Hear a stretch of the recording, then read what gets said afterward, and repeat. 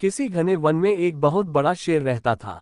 वह रोज शिकार पर निकलता और एक ही नहीं, दो नहीं, कई कई जानवरों का काम तमाम देता। जंगल के जानवर डरने लगे कि अगर शेर इसी तरह शिकार करता रहा तो एक दिन ऐसा आएगा कि जंगल में कोई भी जानवर नहीं बचेगा। सारे जंगल में सनसनी फैल गई।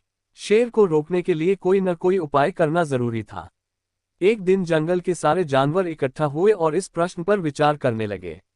अंत में उन्होंने तय किया कि वे सब शेर के पास जाकर उनसे इस बारे में बात करें। दूसरे दिन जानवरों के एक दल शेर के पास पहुंचा। उनके अपनी ओर आते देख शेर घबरा गया और उसने गरज कर पूछा, क्या बात है? तुम सब यहाँ क्यों आ रहे हो? जानवर दल के नेता ने कहा, महाराज, हम आपके पास निवेदन करने आए हैं।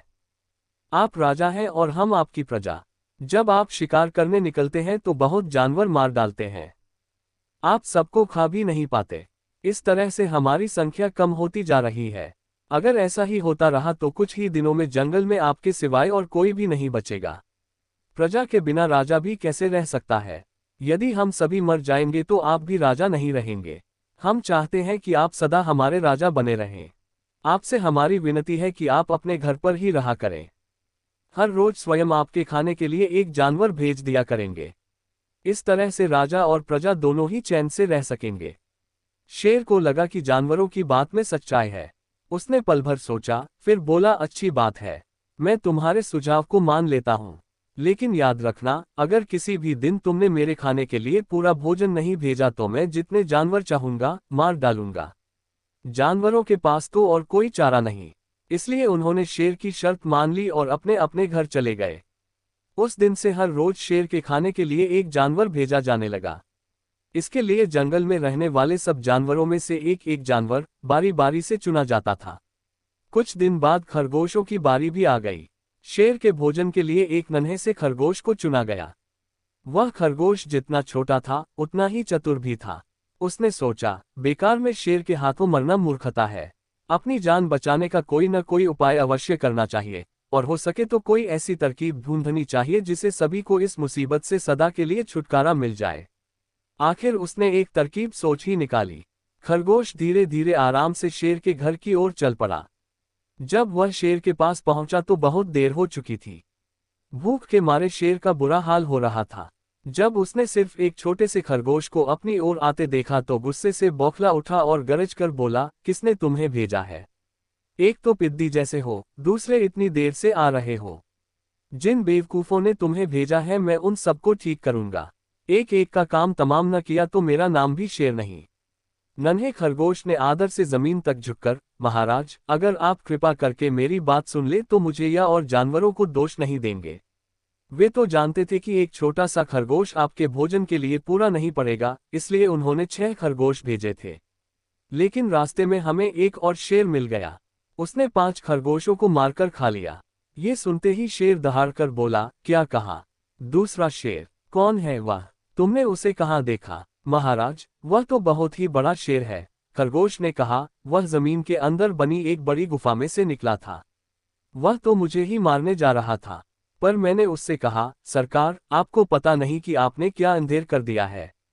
हम सब अपने महाराज के भोजन के लिए जा रहे थे, लेकिन आपने उनका सारा खाना खा लिया है। हमारे महाराज ऐसी बातें सहन नहीं करेंगे। वे जरूर ही यहाँ आकर आपको मार डालेंगे। इस पर उसने पूछा, कौन है तुम्हारा राजा? मैंने जवाब दिया, हमारा राजा जंगल का सबसे बड़ा शेर है। महाराज, मेरे ऐसा कहते ही वह गुस्से से लाल पीला होकर बोला, बेवकूफ, इस जंगल का राजा सिर्फ मैं हूँ। यहाँ सब जानवर मेरी प्रजा हैं। मैं उनके साथ जैसा चाहूँ वैसा कर सकता हूँ। जिस मूर्ख को तुम अपना राजा कहते हो उस चोर को मेरे सामने हाजिर करो। मैं उसे बताऊंगा कि असली राजा कौन है। महाराज, इतना कहकर उस शेर ने आपको लिवाने के लिए मुझे यहाँ भेज दिया। खरगोश की बात सुनकर शेर को बड़ा गुस्सा आया और वह बार बार गरजने लगा। उसकी भयानक गरज से सारा जंगल दहलने लगा। मुझे फौरन उस मूर्ख का पता बताओ, शेर ने दहाड़कर कहा। जब तक मैं उसे जान से न मार दूंगा मुझे चैन नहीं मिलेगा। बहुत अच्छा महाराज, खरगोश ने कहा, मौत ही उस दुष्ट की सजा है। अगर मैं और बड़ा और मजबूत होता तो मैं खुद ही उसके टुकड़े टुकड़े कर देता।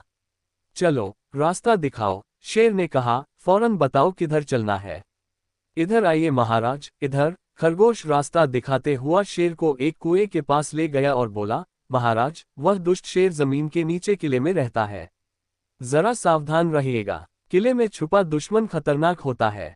मैं उससे निपट लूंगा। शेर ने कहा, तुम ये बताओ कि वह है कहाँ? पहले जब मैंने उसे देखा था तब तो वह यहीं बाहर खड़ा था। लगता है आपको आता देखकर वह किले में घुस गया। आइए मैं आपको दिखाता हूँ। खरगोश ने कुएं के नजदीक आकर शेर से अंदर झांकने के लिए कहा।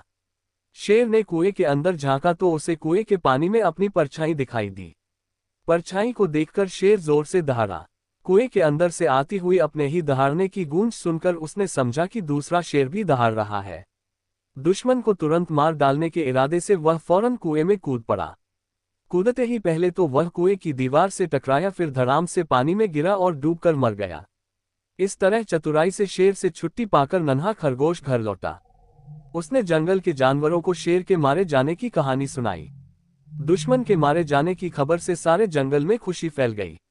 जंगल के सभी जानवर खरगोश की जय जयकार करने लगे। सीख: घोर संकट की परिस्थितियों में भी हमें सूझबूझ और चतुराई से काम लेना चाहिए और आखिरी दम तक प्रयास करना चाहिए। सूझबूझ और चतुराई से काम लेकर हम भयंकर संकट से उबर सकते हैं और बड़े से बड़े शक्तिशाली शत्रु को भी पराजित कर सकते हैं।